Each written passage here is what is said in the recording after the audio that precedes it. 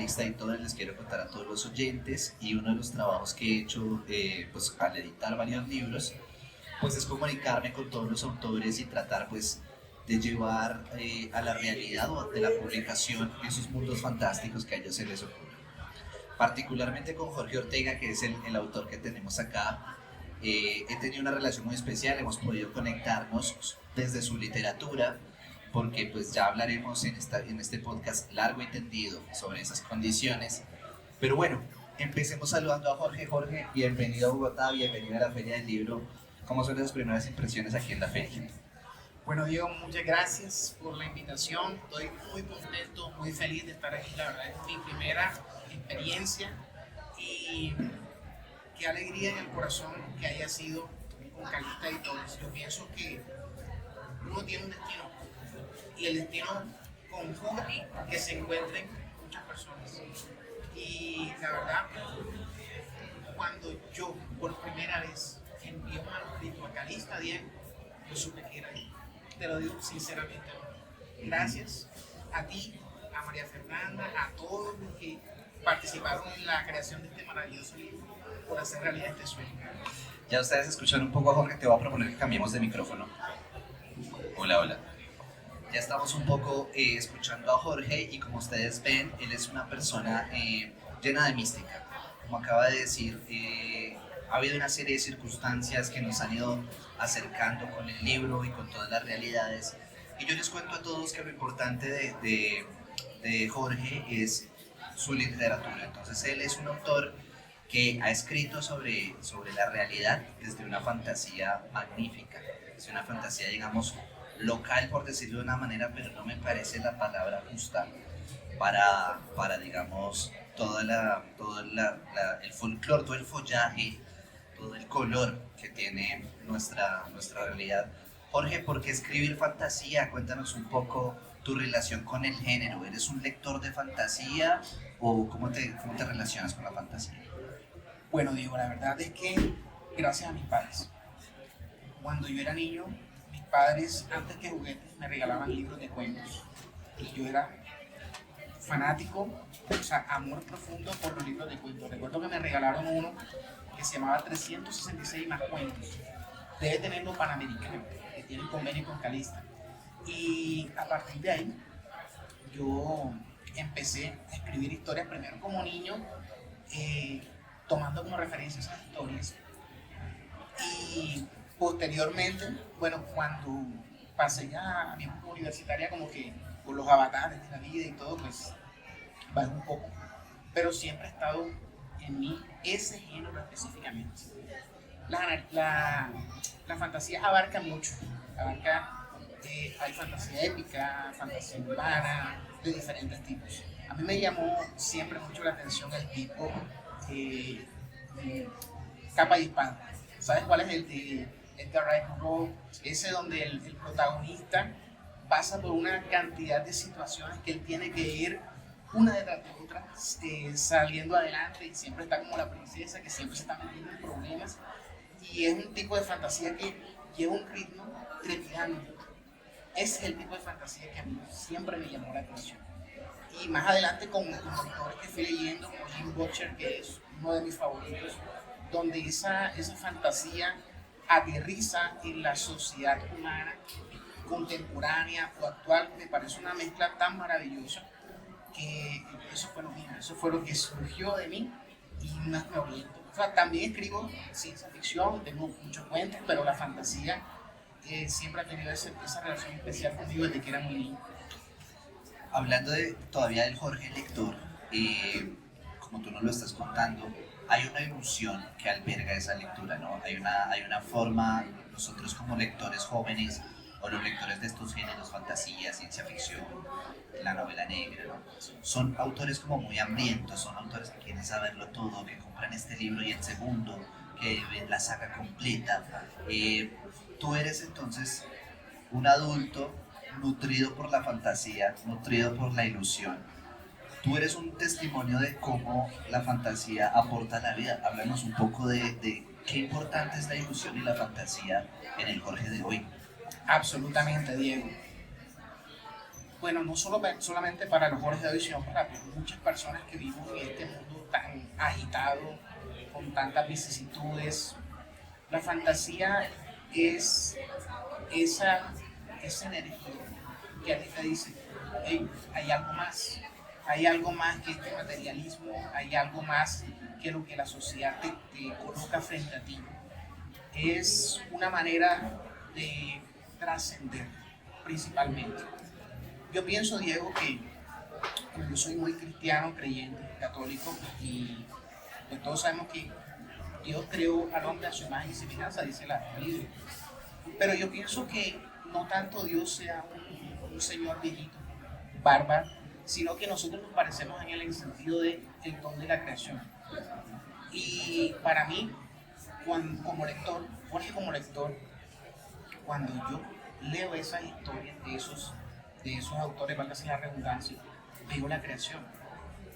No sé si, creo que fue Platón, el de El mundo de las ideas. Yo pienso que Platón tuvo mucha razón en eso.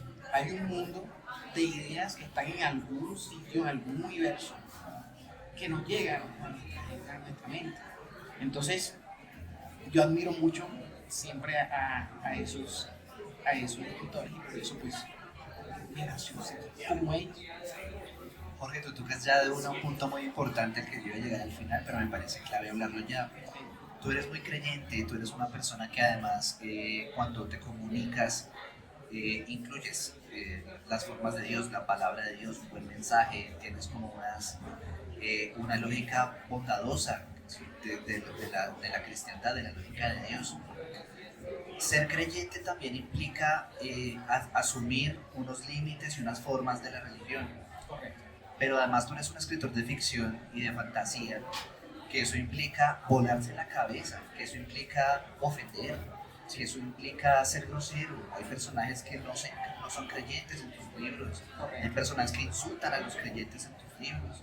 Entonces digamos que el hecho de pertenecer y tener una fe y una creencia no ha sido un problema, digamos, para que tu fantasía sea amplia, sea extensa, sea agresiva en algunos casos, hay momentos duros. Es incómodo para Jorge creyente, el Jorge escritor, te ponen problemas, cuando escribes buscas equilibrar, porque yo no veo que tú quieras dejar un mensaje bíblico ni nada, sino más bien tu creencia impulsa a los personajes. ¿Cómo lo haces? Mi escritor favorito, Stephen King, tiene un libro que yo me lo leí hace ya ratito, mientras escribo. Yo pienso que todo escritor debe leerse ese libro. Y uno de los postulados que coloca Stephen King es que tú debes ignorar a la legión, bueno, se me escapa el nombre, como a la legión de la censura. Es decir, tu personaje no eres tú. Tú tratas de enviar un mensaje a través de tu texto, pero tú no eres tu personaje. Quizás de alguna manera tú te veas reflejado en ciertos aspectos, pero el personaje tiene su propia esencia, su propia forma de ser, que no necesariamente es Jorge Ortega. Cuando tú imaginas un universo, sabes que al igual que el nuestro, hay personajes groseros, hay personajes con pensamientos malsanos, que asesinan, etcétera, etcétera. Pero realmente para mí no ha sido difícil, porque siempre tengo en claro que el personaje no soy. Lo que sucede es que muchas veces se tiende a asociar el personaje al escritor. Entonces pensará la gente, mira lo que escribió, entonces tiene que ser así a la gente. No, no. Cada personaje es distinto en su manera de ser, en su esencia. Entonces, si tú tienes eso claro, pues nunca vas a tener problemas o conflictos de ese tipo. Bueno, estábamos hablando de la fantasía, tú nos dabas también un recorrido por las formas de la fantasía, la épica, todos tenemos como una forma también de conocer la fantasía, conocemos una fantasía caballeresca, conocemos una fantasía, bueno, de todo tipo de fantasía, pero generalmente la gente que escribe fantasía en Colombia y en todas partes, trata de ponerla lejos. Narnia, no sé, ábrese el closet y vas a otro mundo, basta. Específicamente en tu novela que estamos estrenando en esta feria del libro, Érase una vez 1948, tocas uno de los temas claves de la literatura colombiana, el Bogotazo. Se ha escrito sobre el Bogotazo muchas cosas, con intención de crónica, con intención de eso no fue lo que pasó, sino esto, con intención conspirativa, pero en lo que yo conozco, nadie se había atrevido pues a hacer un verdadero uso del Bogotazo para la fantasía, ¿sí? Además, tú no eres de Bogotá. Para nada. Entonces quiero que hablemos de cómo, primero, qué tan cerca estás de la realidad o qué tanto te nutres de la realidad para hacer tu fantasía, porque es voladísima, ya hablaremos específicamente de qué, pero se refiere a la realidad. Entonces, ¿cómo eliges, cómo decides? Bueno, Diego, te voy a contar una anécdota de un escritor, amigo mío, que él una vez me dio un consejo no, una charla informal, me dijo, las ideas están en cualquier parte, desde eventos importantes hasta el que parece más insignificante. Él escribió un cuento sobre una civilización que surge dentro de una lata de Coca-Cola tirada en el suelo. Es un evento que pues cualquiera va caminando y no, una lata, no pasa nada. Pero ahí hay una historia, o sea, puede estar en cualquier parte. Ahora, siento que hay momentos en la historia, no solo de Colombia, sino universal, que son puntos de quiebre, que pudo haber cambiado la realidad en cualquier momento y con cualquier resultado distinto. Y Colombia, nuestro amado país, tiene muchos de esos, pero hay unos que son, digamos, puntuales. El lector en esta novela va a encontrar dos. La masacre de las bananeras y específicamente el Bogotazo. Yo pienso que esos puntos pues trascienden incluso el mismo universo, porque son puntos donde se pueden crear diferentes universos paralelos, adentrando un poquito en la física cuántica y toda la cuestión. Entonces son como puntos muy cargados de energía y de ideas, como te digo, yo creo mucho en el mundo de las ideas, puntos donde confluyen como si fuera un surtidor, que te cae la idea a ti y tú la aprovechas ahí, como puede caerle a cualquier persona. Entonces son esos puntos los cuales tú te llega la inspiración y empieza, no sé si la musa o no sé, pero empieza. Entonces pienso que es como una manifestación de esos puntos tan importantes en el destino, no solamente de Colombia, sino de Colombia. Hay que estar como autor muy pendiente de atraparlos. Ojos abiertos, sí. Sí. Y oídos y espíritu, ¿no? Porque es que aquí para contarle un poco a los oyentes, a la gente del auditorio, que seguramente ya se acercará a la historia comprando el libro ahora, y los oyentes también lo pueden comprar en canextaeditores.com y en todas las tiendas, todas las librerías de Colombia. No se trata solamente de hablar del Bogotazo y de hablar de Juan Roa Sierra y hablar de Jorge Eliezer Gaitán y hablar de Laureano Gómez, que esos son los personajes sobre los cuales hemos hablado del Bogotazo, sino que usted que está en su casa habrá escuchado de La Llorona, habrá escuchado del Moán, habrá escuchado de la Madre Monte, y Jorge mágicamente me parece a mí que con gran maestría, porque yo fui el que edité el libro y me sorprendía mucho cuando me aparecían estos seres de la mitología popular, del folclore criollo, del folclore, digamos, de la, yo no sé, como de la fe popular hablada, que es una fe que viene de la literatura. Una idiosincrasia muy propia que es hablada precisamente. Fíjate que los juglares que uno pues, asocia en España, aquí también tenemos juglares en el vallenato que son precisamente que contaban esas historias habladas y que posteriormente fueron acompañadas con guitarra y luego con vallenato, pero es exactamente lo que tú dices. Entonces, no es solamente que hay alguien que cree en las lloronas o que cree en la Madre Monte, sino que en el libro la Madre Monte es la mamá del protagonista. La llorona las lloronas hacen procesiones y significan cosas.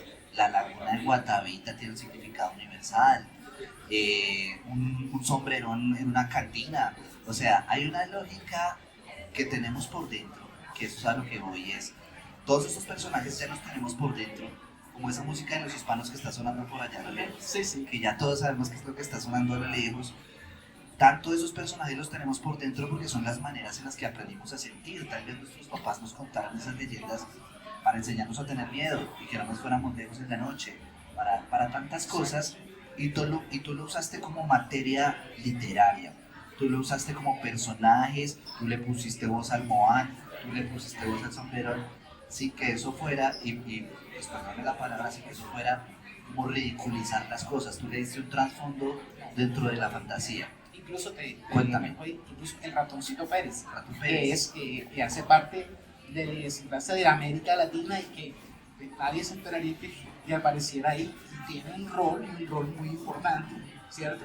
Entonces, sí, es una literatura que nace de la propia raíz nuestra como idiosincrasia caribeña, en mi caso, colombiana, en tu caso, latinoamericana. Eh, Fíjate que muchos autores de habla anglosajona, eh, digamos que se inspiran mucho en precisamente su folclore, mitología celta, mitología greco-romana de Egipto.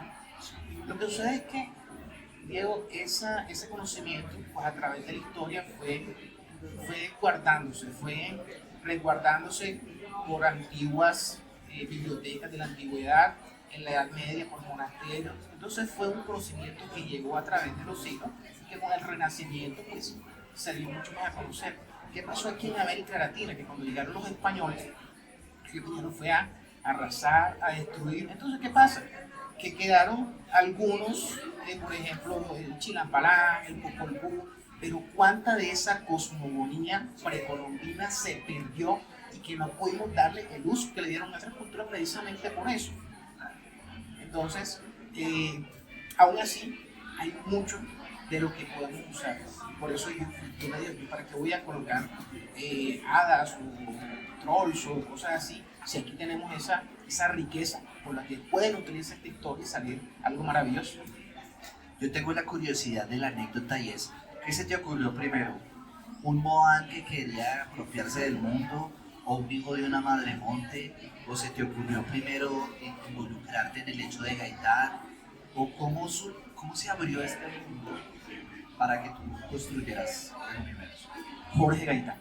Él ha sido una figura que yo siempre he admirado mucho y está lleno de una mística que todavía hoy en día no se ha terminado de dilucidar. En el asesinato de Jorge Eliezer Gaitán es como un caso del FBI abierto, CSI, porque todavía de ciencia cierta no se sabe. Entonces, principalmente Gaitán por su figura, por lo que representó para la historia de Colombia, y quise que también el lector pudiera conocer de él a través de ese punto de misterio que hay en la vida de Jorge Eliezer Gaitán.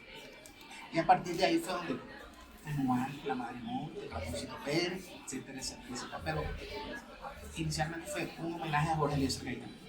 ¿Y pensabas de una novela o pensaste escribir un cuento o cómo llegaste editorialmente a la idea?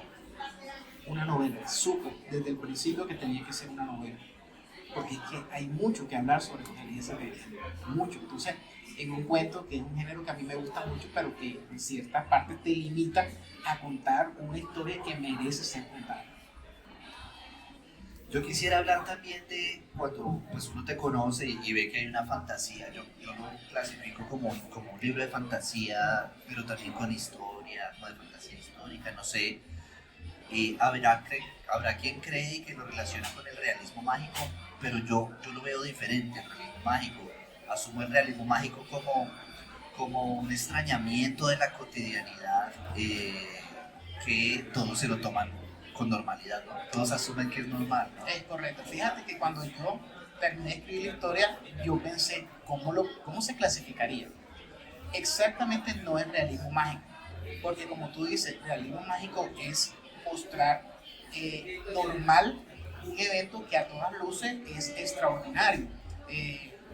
Una mujer llevada al cielo, aguaceros que duran 4 años, hombres que nacen con cola de cerdo. ¿Ves? Para la sociedad de Macondo era algo normal. Eso es realismo mágico. Que pues obviamente ahí los autores del boom latinoamericano, García Márquez, Vargas Llosa, Carlos Fuentes y Cortázar fueron los que llevaron a la cima, sin demeritar también a Miguel Ángel Asturias, a Alejo Carpentier, pero no creo, es difícil para mí como autor clasificar la novela de Gracia Novela, porque no es exactamente, sí bebe de muchas de las cosas, Claro. pero ese detalle importante de la realidad como algo cotidiano no lo tiene. Y es que yo ahí sí quiero hacer la diferencia. Realmente cuando yo leí tu libro sí me pareciera lo contrario. Sinceramente no se trataba de un hecho extraño que todo se suma normal en la realidad, sino lo contrario. Sino como en el mundo de la magia, que es más bien lo más grande que hay, se metió la realidad y ahora nos toca tener que ver con el fin del mundo. Nos toca ver- es más bien lo contrario, una fórmula de, como contraria a la de García Márquez, que además me parece que está dispuesta para otro público.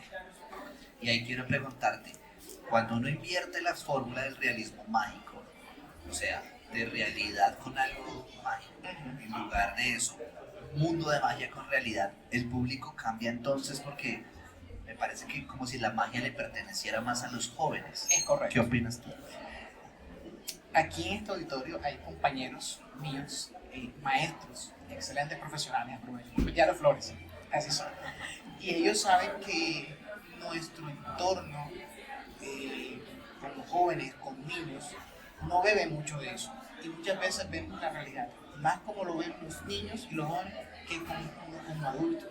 Porque te sumerges en el mundo de los jóvenes y sabes de alguna manera qué es lo que ellos quieren, qué es lo que les llama la atención.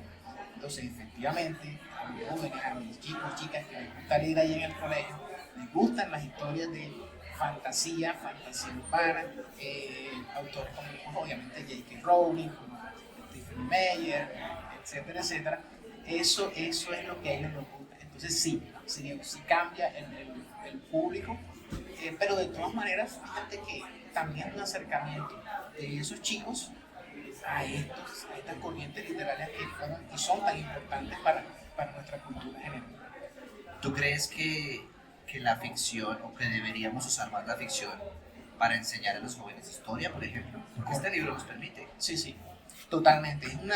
Es una nueva manera. Uno como maestro, como pedagogo, siempre está buscando nuevas estrategias para que el estudiante se apropie del conocimiento.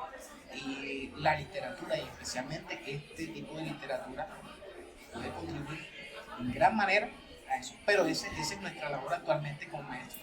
Buscar estrategias didácticas, técnicas y por supuesto es una manera de llevar no solamente la literatura, sino pues un mensaje de ética, de moral, cristiano, de historia, incluso con el ejemplo, cuando ellos ven que tu maestro puede escribir, tú los animas y dicen, profe, yo también puedo hacerlo, y empiezan a traerte escritos, y con eso tú le das el germen, la semillita, para que sigan creciendo el número de lectores que tanta falta hacen, de lectores críticos que tanta falta hacen en el mundo de hoy. Ahí te planteo una cosita y es, generalmente el lector de literatura dura, el lector consagrado, la gente que ya tiene esa mesa de noche así llena de libros, te habla, la gente que sufrió porque se murió Vargas Llosa, ¿sí entiendes? La gente que tiene esa superioridad por la literatura, discrimina un poco los géneros juveniles, la ciencia ficción, la fantasía. Digo juveniles porque pues sus públicos juveniles los consumen con mayor amor, pero son géneros pues, para todo el mundo, ¿no? Todo el mundo lee fantasía, todo el mundo lee ciencia ficción. Y ellos como que un poco juzgan estos géneros porque los ven blanditos, porque una cosa es Schopenhauer y otra cosa es Kundera y otra cosa es Kafka.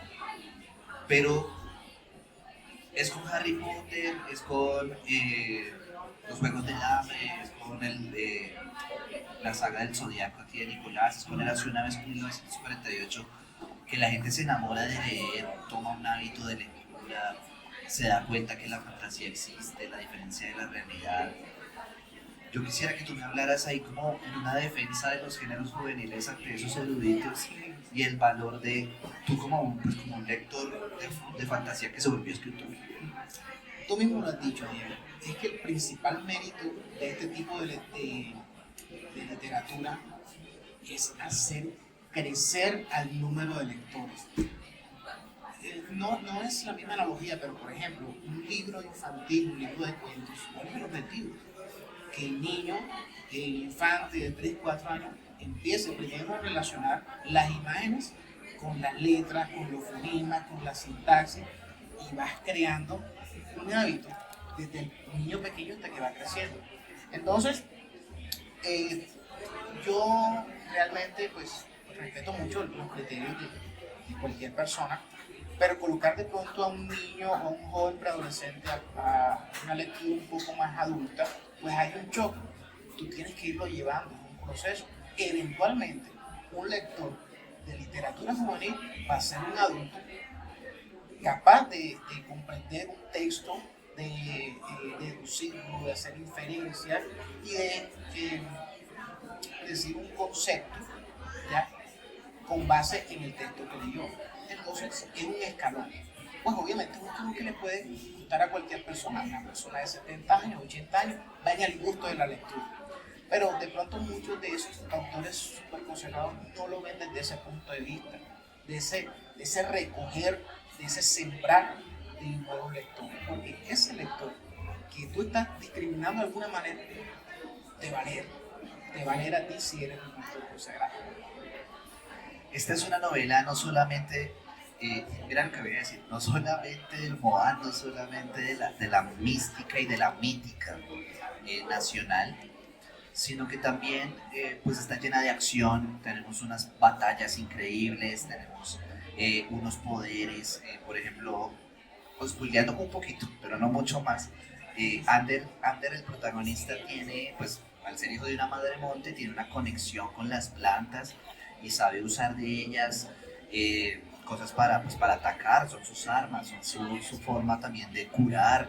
Es como también él es una especie de sabio de las plantas, eso lo hace también, qué sé yo, un maestro, ¿no? En nuestra naturaleza.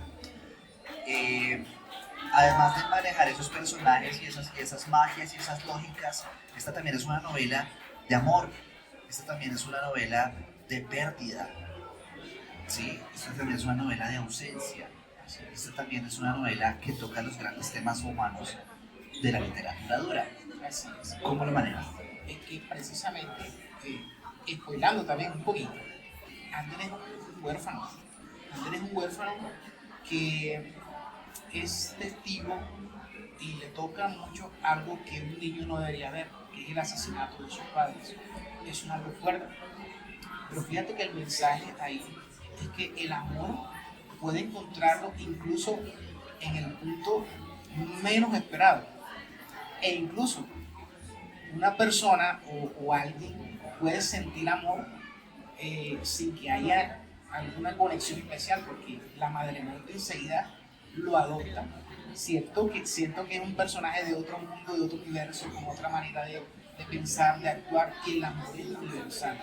Adopta a ese niño y le enseña su cultura, le transmite. ¿Qué es eso? Es lo que hace una madre, lo que hace un padre. Hay pérdida también, como dices tú, el dolor de la muerte, el miedo al fracaso, que es lo que Ander siempre a lo largo de la historia lleva. ¿Y qué pasa si no lo hago y tengo que hacer? Que al final hay un mensaje muy bonito que ahora lo van a descubrir. Sí.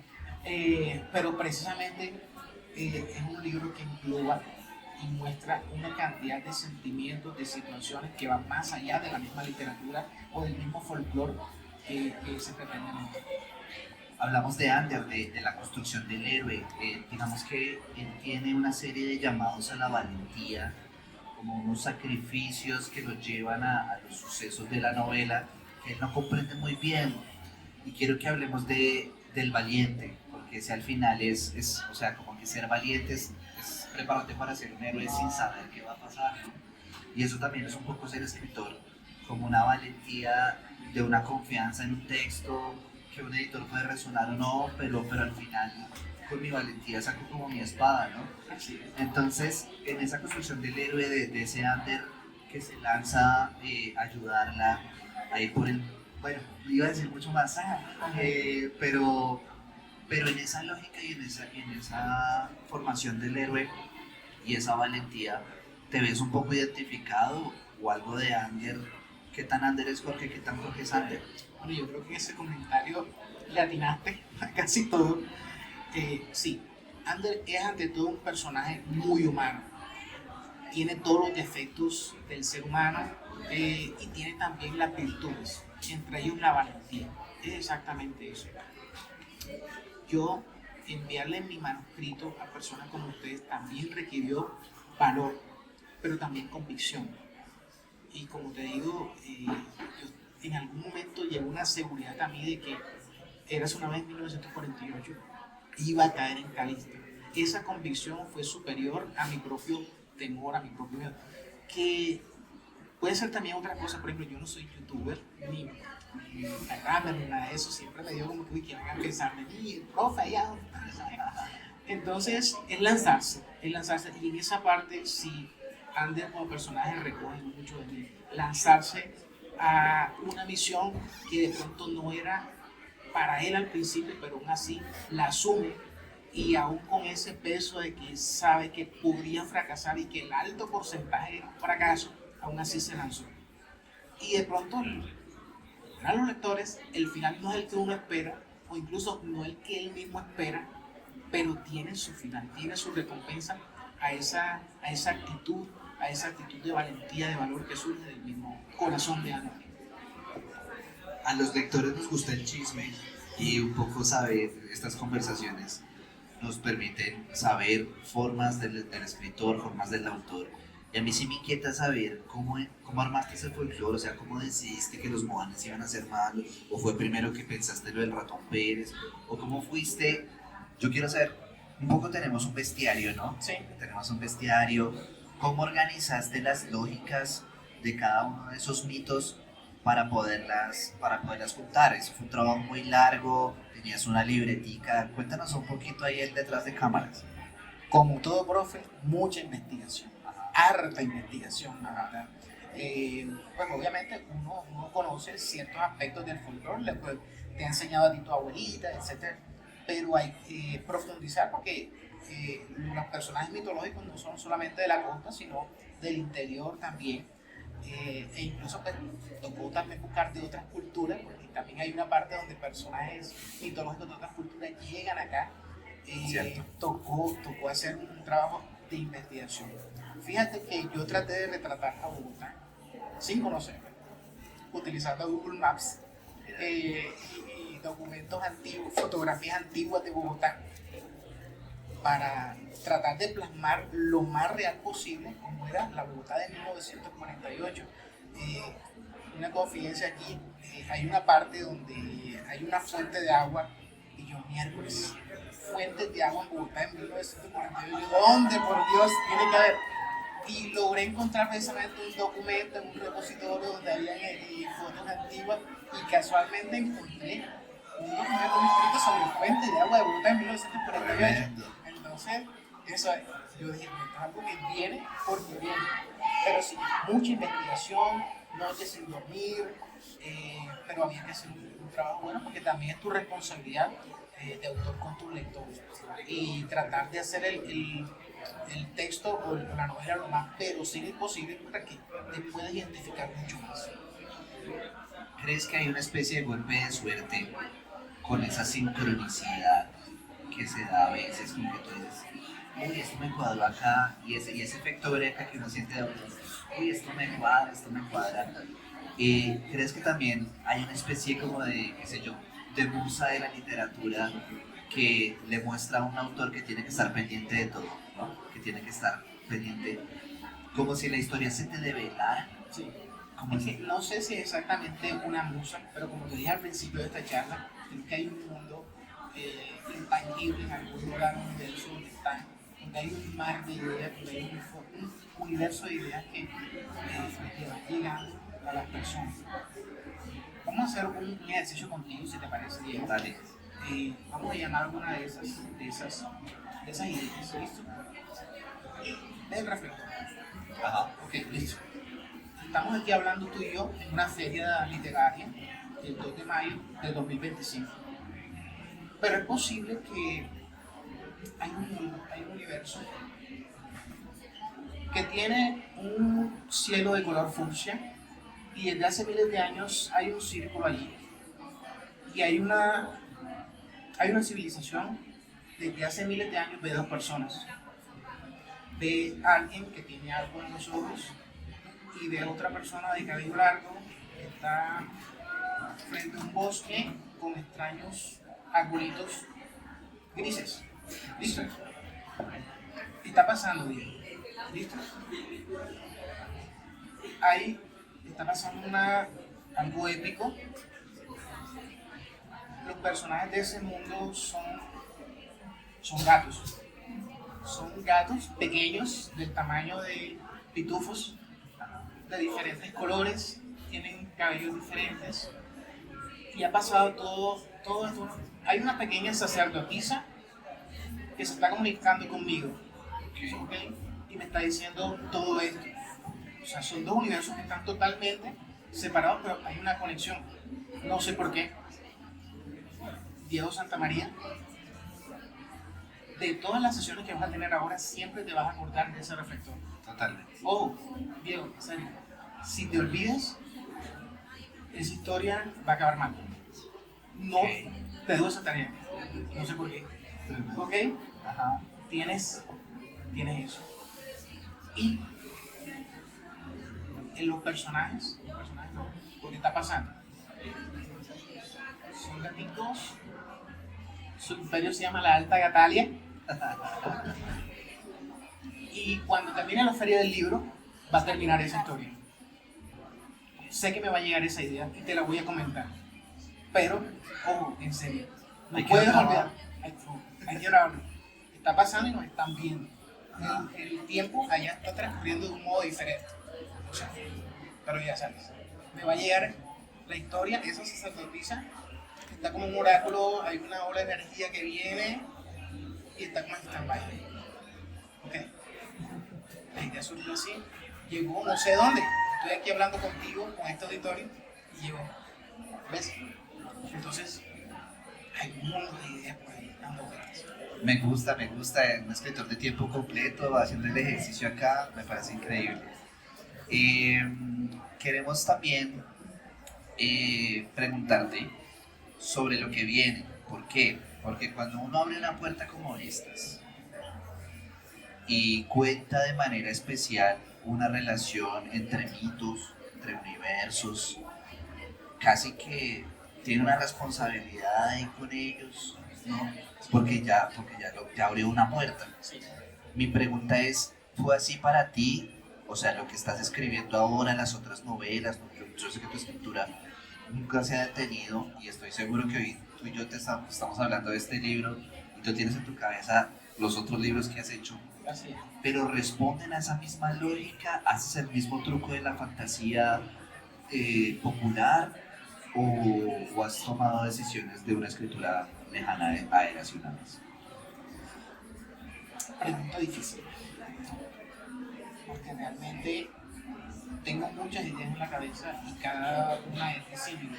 Tengo historias de ciencia ficción, tengo historias de fantasía, tengo historias de terror, que están ahí como huyendo. Y como tú dijiste, bueno, esto es una pequeña meta.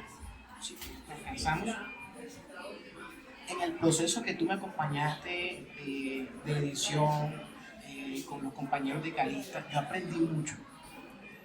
Y Calista me ha enseñado que para las siguientes novelas ya yo sé por dónde meterme, por dónde no, cuáles son esos pequeñitos detalles. Entonces uno va aprendiendo. Y Calista, además de ser una editorial valiente que se arriesga, porque no es fácil, un escritor novel darlo a conocer, es una escuela también. Cada autor de Calista debe estar agradecido por ese conocimiento porque lo va a ayudar a ser mejor escritor. De pronto ustedes en sus tantas cosas no se dan, o sí se dan cuenta, pero de pronto no son tan conscientes de que ya tienen también una responsabilidad autoasumida como una escuela de escritores. Entonces, sí, claro que sí, en esas ideas que las tengo ahí en el puntero, la huella, no, la garrita de Calista. Muy bueno, Jorge, qué bien ese manejo, esa idea que le das a nuestro trabajo y esta resonancia. O sea, yo creo que también Calista tiene un logo que nos une y es ese desquiciados por las letras, porque también hay que salirse un poquito como de la lógica para mandársele a esto. Y este libro aquí, yo les digo, en lo personal, este es el libro que yo más quería sacar en estas novedades, de este año. Tenemos unos libros muy chéveres este año para la Feria del Libro, pero yo le tengo un cariño muy especial, le tengo como una corazonada muy grande a este libro, porque yo he trabajado, pues nosotros digamos, hemos trabajado mucho el tema de Jorge Eliezer Gaitán en distintas formas, en distintas maneras, la manera en que en Bogotá se trata la figura de Gaitán no ha tenido esta magia. Y yo sé que por lo menos en Bogotá la gente se va a acercar mucho a este libro y espero que así sea, sobre todo los jóvenes, porque además este libro deja una idea de Gaitán alejada de la política también, nos deja una idea de Gaitán también como símbolo, eh, y por eso creo que le irá muy bien. Y nada, solo quería confesar también que esta es mi novedad favorita de esta feria del libro. Quisiera preguntar si en el público hay alguna pregunta para hacerle a Jorge. Las 55 personas dijeron que no, pero yo sé que es porque les quedó todo muy claro y eso me encanta, eso me encanta. No, ya llegan a las 55 y después las 155 días. Por supuesto que sí, lo importante también es este podcast en que nos has contado tantas cosas sobre tu forma de escribir, sobre tu llegada. Esta es tu primera feria, también estamos, además que llegó directamente a este podcast, él todavía no conoce la feria. Te va a encantar todo lo que vas a ver en esta feria del libro, de la cual eres gran protagonista con este libro. Antes de despedirme de ti, Jorge, de agradecerte también por dejarme trabajar en tu libro, compartiendo aquí un poco anécdotas con la gente detrás de cámaras. Hablamos en muchas temporadas sobre crecer el libro, hicimos un pequeño bestiario que también vamos a publicarlo para la gente que guste con esta novela, que guste de esta novela, también tendrá un contenido extra, porque sabemos que hoy en día los libros necesitan también resonar de otras formas. Jorge, quiero que nos dejes una última invitación para que la gente se acerque a Érase una vez 1948, para que se acerque a la fantasía, para que confíe en la fantasía, en un mundo tan lleno de una realidad tan cruel. La fantasía es una buena esperanza. Pues por favor, haznos esa invitación y agradeciéndote siempre por estar acá. Muy bien, la verdad, para mí un honor estar aquí, un honor haber sido elegido por el destino, por Calista, y yo me gustaría más que todo que esto fuera una inspiración para todas aquellas personas que tienen un sueño. Mi esposa aquí presente es mi gran inspiración, yo le digo ella es mi motorcito porque me impulsa, y ella tiene razón en insistir siempre. Bueno, lo digo también que este narrador de fútbol, pero es una realidad, ¿cierto? Insistir, persistir y no desistir. La literatura es algo tan bonito que de pronto no está al alcance de todos, de pronto no es para todos, pero sí irradia esos sueños que vienen con el ser humano de nacimiento, y es una manera de acercarse a Dios desde mi punto de vista. Entonces, pues muy cordialmente invitar a todas las personas que están aquí presentes, a los que nos escuchan a través del podcast, a comprar Érase una vez 1948, a valorar no solamente por el trabajo mío, sino de todas estas personas, diagramadores, correctores, editores, que tanto esfuerzo, amor y cariño le han puesto a este proyecto. Entonces, como dicen por ahí, es un momento que no te puedes saltar nada.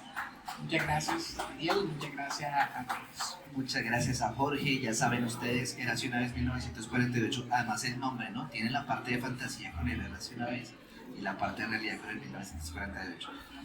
Un escritor que está muy claro en la manera en que puede usar las herramientas del mundo y de la fantasía. Hemos tenido aquí a Jorge Ortega, por favor les pido para él un fuertísimo aplauso.